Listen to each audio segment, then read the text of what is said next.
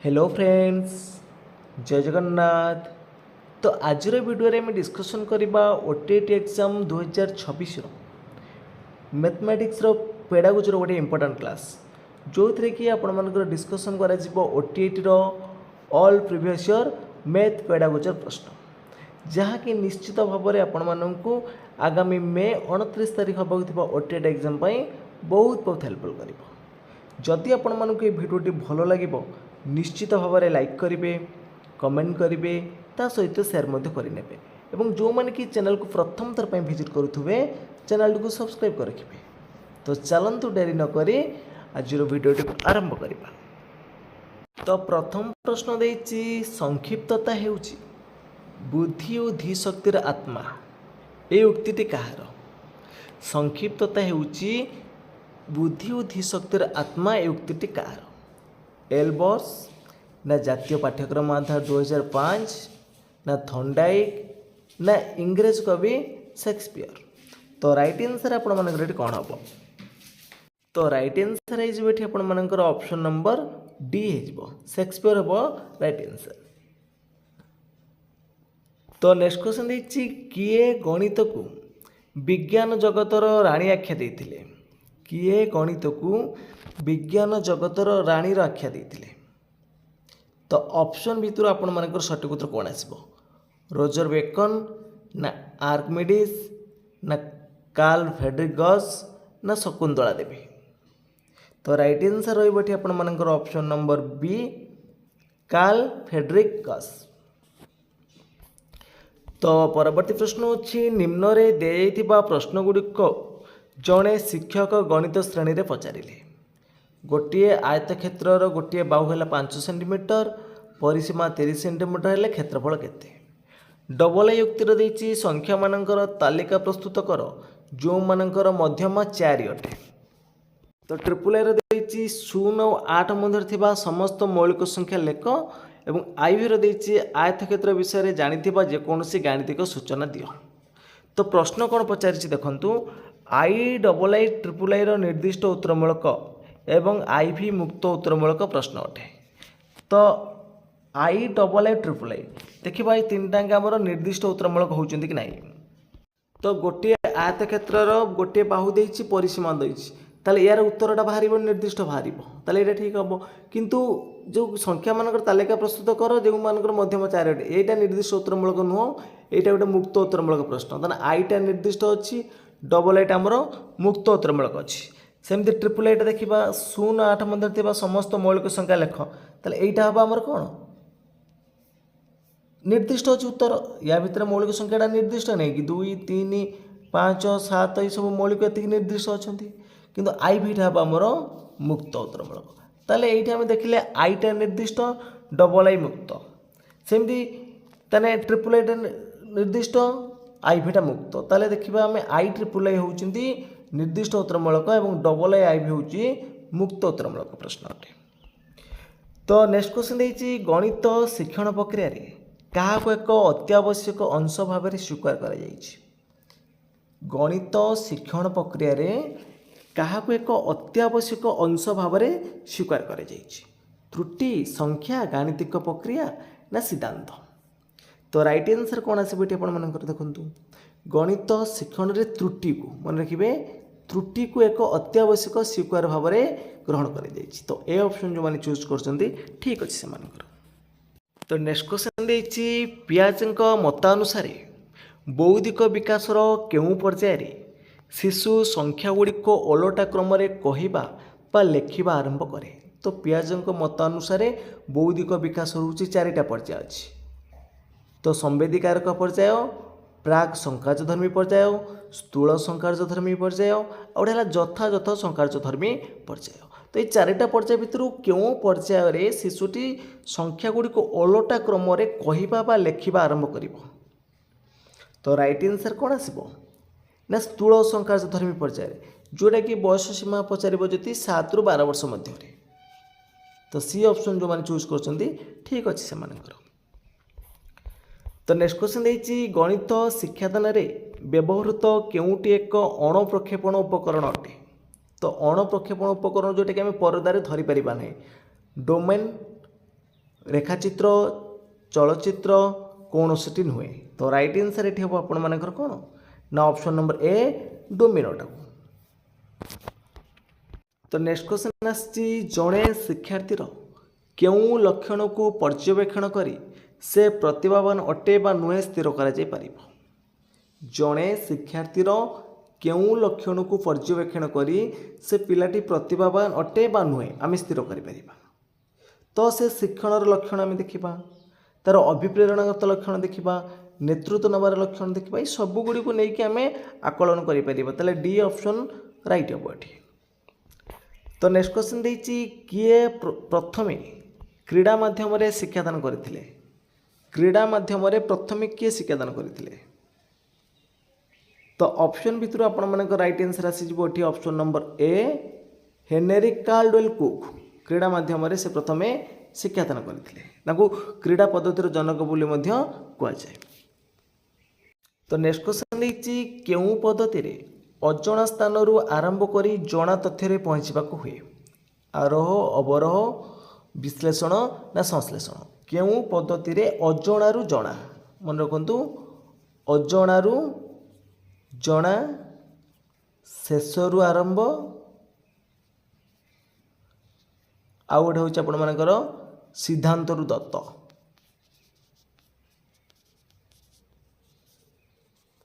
ये जी आपण मानकर को पद्धति ना विश्लेषण पद्धति एनालिटिकल मेथड आम कहीपर विश्लेषण पद्धति जो थी आम कौन करती ना समस्या गुड़ी को आगे भाग भाग करके आम समाधान करती है। सी ऑप्शन जो मैंने चूज कर ठीक अच्छे से। तो नेक्स्ट क्वेश्चन है निर्दिष्ट उदाहरण बिना एक साधारण नियम को बुझा पाई कष्टकर होता है। यह गणित शिक्षादान केउं पद्धतिर एक त्रुटि अटे। तो निर्दिष्ट उदाहरण बिना एक साधारण नियम को बुझाक पाई कष्टकर हम। यह गणित शिक्षादान केउं प्रकार त्रुटि आरोह अवरोह विश्लेषण ना संश्लेषण। तो राइट आंसर ये आपर आसो ऑप्शन नंबर बी अवरोह पद्धति। देखो अवरोह पद्धति आम डायरेक्ट सूत्र को आम अप्लाई करता। तो पिलाटी जदि सूत्र शिखि ताले करि बिना उदाहरण रे से नियम को बुझापी पिला कष्टकर रही। ताले ये आम कहीपर डिडक्टिव मेथड बा आम कहीपर अवरोह पद्धति। बी ऑप्शन राइट हम ये।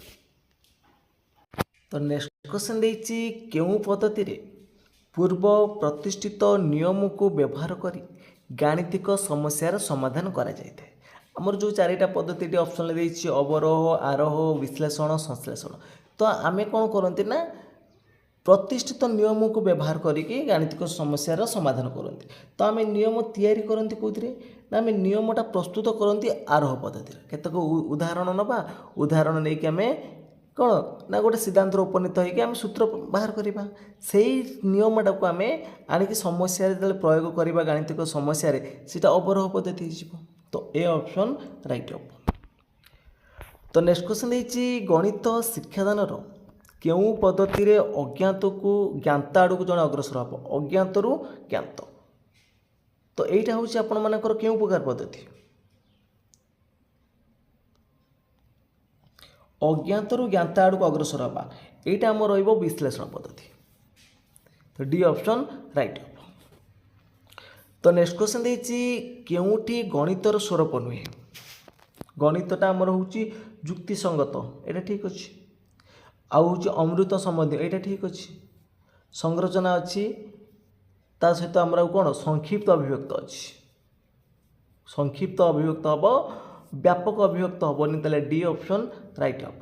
आउ गणितर गोटे निर्दिष्ट क्रम अच्छी निर्दिष्ट क्रम मध्य रही सांकेतिक परिभाषा ये सब तार हूँ स्वरूप। तो नेक्स्ट क्वेश्चन देछि पियाजेंक मतानुसार 7 रु 12 वर्ष बयस मध्य घटुवा ज्ञानात्मक विकास डैश पर्यायर अंतर्भुक्त अटे। जो 7 रु 12 वर्षटा जो ज्ञानात्मक विकासटा घटुची सेटा केउं पर्याय।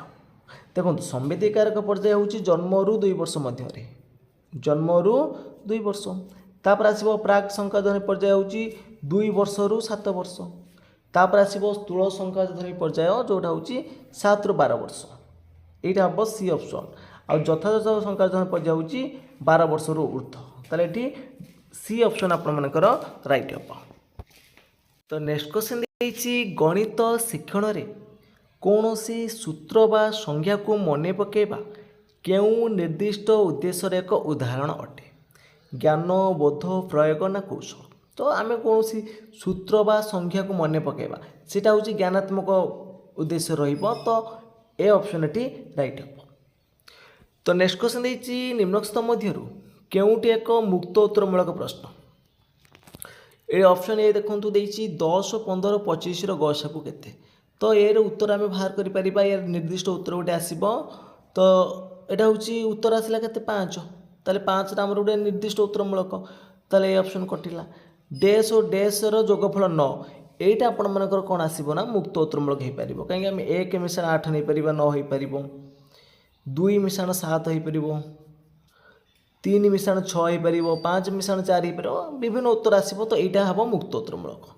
ଯେଉଁ ସି ଅପସନ୍ରେ ଦେଇଛି 16, 20, 36ର ହାରାହାରି ନିର୍ଣ୍ଣୟ କର। ତ ଏଇଟା ତିନିଟା ମିଶାଇ ଦେଇକି 3 ହରିଦେଲେ ଏହାର ଗୋଟିଏ ନିର୍ଦ୍ଦିଷ୍ଟ ଉତ୍ତର ବାହାରିଯିବ। ତାହେଲେ ଉପରୋକ୍ତ ସମସ୍ତ ହେବନି। ତ ବି ଅପସନ୍ ଏଠି ରାଇଟ୍ ହେବ। ତ ନେକ୍ସଟ କ୍ୱେଶ୍ଚନ୍ ଦେଇଛି କେଉଁଟି ଏକ ଗଣିତ ପାଠ ଯୋଜନାର ମୁଖ୍ୟ ଉପାଦାନ ନୁହେଁ? ମୁଖ୍ୟ ଉପାଦାନ କେଉଁଟା ନୁହେଁ ବୋଲି ପଚାରୁଛି। ତ ଅପସନ୍ ଭିତରେ ଆପଣମାନଙ୍କର ସଠିକ୍ ଉତ୍ତର କ'ଣ ଆସିବ?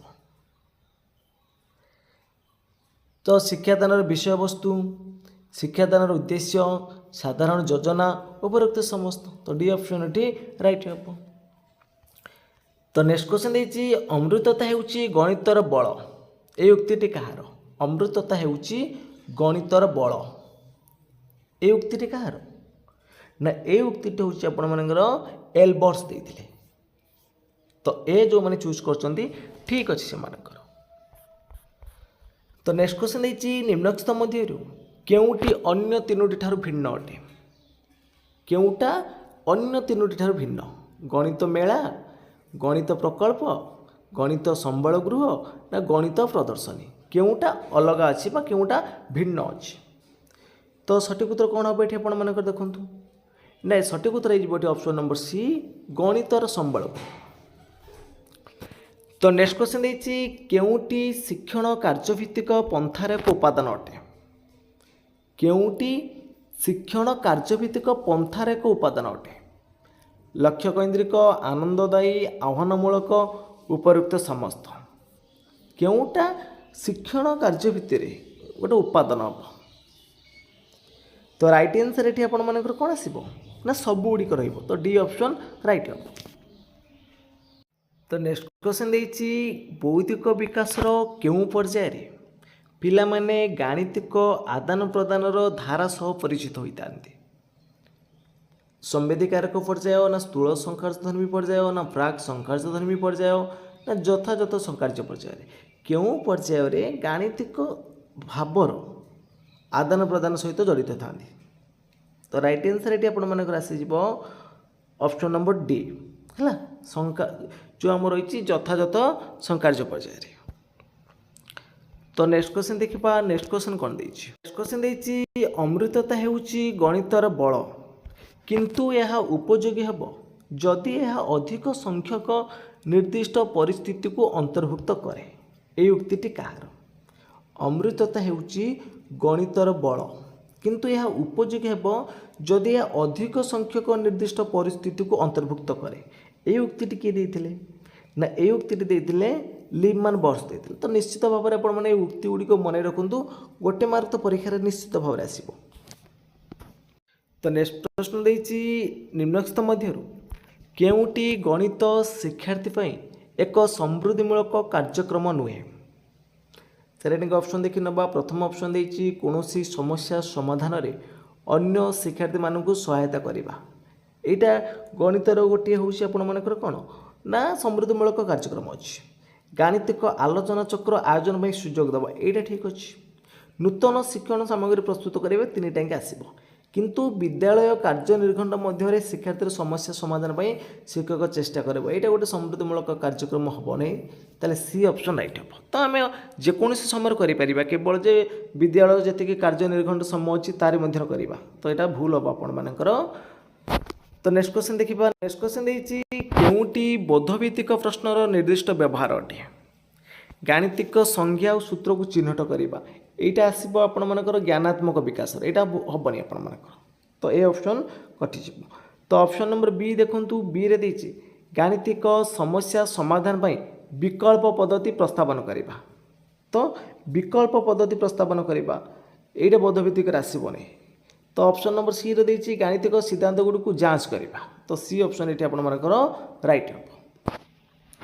तो नेक्स्ट क्वेश्चन देछि गणित रे सूत्र प्रतिपादन करिबा पई केउ पद्धति अवलंबन करा जाउछि। तो ये क्वेश्चन को आम डिस्कसन कर सूत्र प्रतिपादन करवा। तो विभिन्न उदाहरण नहीं कि आम सूत्र प्रस्तुत करवा। धर आम कले कौन ए प्लस बी होल स्क्वायर सूत्र को आम बाहर करवा। तो ए बी अनेक प्रश्न नहीं कि आम बाहर कलापर आम बाहर कर सूत्र आसीज। तेणु कि ना आम पीटीआर नहीं करवा। तो ये नहीं पकड़े आम आई बाहर जीव। तो से हिसाब से विभिन्न उदाहरण नहीं कि आम जो कौन ना गोटे निर्दिष्ट उत्तर पहुँचते आम से सूत्र आविष्कार करती सहीटा हूँ आमर कौ पद्धति ना आरोह पद्धति। तो जो मैंने कि ए ऑप्शन चूज कर ठीक अच्छे से। तो नेक्स्ट क्वेश्चन देछि निम्नोक्त केउटी गणित शिक्षादान भावगत उद्देश्य अटे। केउटा गणित शिक्षादान भावगत उद्देश्य अटे। संख्या गणिबा ना अंकटी कषिबा को आग्रह प्रकाश करिबा ना अंकटी कषिबा ना गुणी कर संख्या लिखिबा केउटा गणित शिक्षादान भावगत उद्देश्य।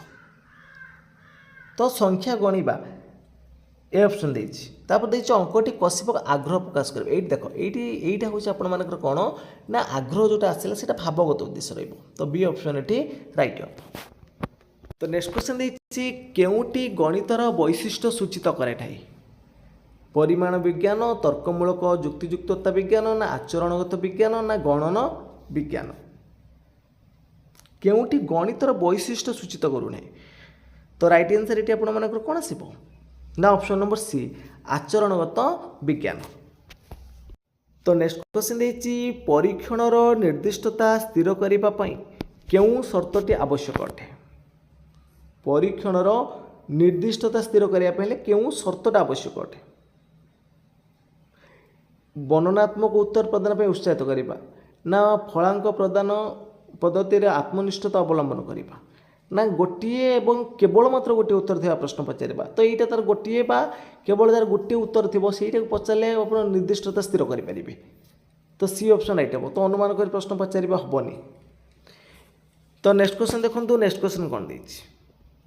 नेक्स्ट क्वेश्चन देछि निम्नलिखित मध्यरु केउटी शिक्षादानर निर्दिष्ट उद्देश्य व्यक्त करिबा पई एक कार्यसाधक क्रियापद नुहे। प्रत्याभिज्ञान प्रदान ना श्रेणी विभागीकरण ना सूचित करिबा ना बुझिबा। तो राइट आंसर ये मन कौन आसब। तो राइट आंसर हो ऑप्शन नंबर डी है बुझिबा। तो नेक्स्ट क्वेश्चन देछि निम्नलिखित मध्यरु केउटी मुक्त उत्तरमूलक प्रश्नर वैशिष्ट्य अटे। तो मुक्त उत्तरमूलक प्रश्नर वैशिष्ट्य पचारछि देखंतु। तो निर्दिष्ट उत्तर नथिबार शिक्षार्थीर निष्पत्ति नेबार सुजोग बाधाप्राप्त हुए। तापर देछि देखंतु शिक्षार्थीर सृजनशीलता और चिंता करिबार दक्षता विकास करिथाय। ऑप्शन सी रे देछि शिक्षार्थीर आत्मविश्वास कमी जाई थाए। डी रे देछि शिक्षार्थीर समस्या समाधान दक्षता संपर्क में तथ्य मिल पारि न थाए। तो मुक्त उत्तरमूलकर वैशिष्ट्य कौटा अटे ये भूल हम देखो आत्मविश्वास कमिजनी कि जो समाधान दक्षता मिल पारनि ये भूल हम ताले बी ऑप्शन राइट हम। तो शिक्षार्थीर सृजनशीलता और चिंता करिबार दक्षता विकास करिथाय। तो नेक्स्ट क्वेश्चन देछि गणित पाठरे गठनात्मक मूल्यांकन उद्देश्य कौन। तो गठनात्मक मूल्यांकन उद्देश्य कौन रहिबा हम देखिबा। ऑप्शन ए रे देछि शिक्षार्थी मानकर गौण शिक्षक असुविधा गुड़ चिन्हट करवा। यहाँ गौण शिक्षक भूल हम। एटा ऑप्शन बी रे देछि शिक्षार्थी मानकर मुख्य शिक्षण असुविधा गुड़ चिन्हट करवा। तो यही ऑप्शन आप राइट हो पार। तो नेक्स्ट ऑप्शन देखिए कौन देछि ना शिक्षार्थी मानकर प्रवेश आचरण गुड़ चिन्हट करवा। यहाँ हेनी आपर। तो तीव्र शिक्षण असुविधा गुड़ चिन्हट करवा भी भूल हम। ताले बी ऑप्शन राइट आसब कौन ना शिक्षार्थी मानकर मुख्य शिक्षण असुविधा गुड़ चिन्हट करवा। नेक्स्ट क्वेश्चन देछि मनरे युक्तियुक्तता अभ्यासर मार्ग गणित प्रतिष्ठित करिथाए। किए याकू कहिथिले मनरे युक्तियुक्तता अभ्यासर मार्ग गणित प्रतिष्ठित करिथाए। किए याकू कहिथिले केल्विन थॉमस लके ना बेकन। तो राइट आंसर ये आपर आसो कौन ना ऑप्शन नंबर सी लके। तो नेक्स्ट क्वेश्चन है गणित शिक्षादान रे अवरोही पद्धतिर व्यवहार करने क्यों नीति अवलंबन कराए। जो अवरोह पद्धति देती आमर जो कहते कौन डिडक्टिव मेथडटा। तो राइट आंसर ये कौन आसो तो ऑप्शन भितर आप सठिक उत्तर कौन आसो ना ऑप्शन नंबर डी देखो ना साधारण निर्दिष्ट आड़ को अग्रसर होगा। साधारण निर्दिष्ट आड़ को अग्रसर होगा तो यहाँ डी ऑप्शन राइट अच्छी।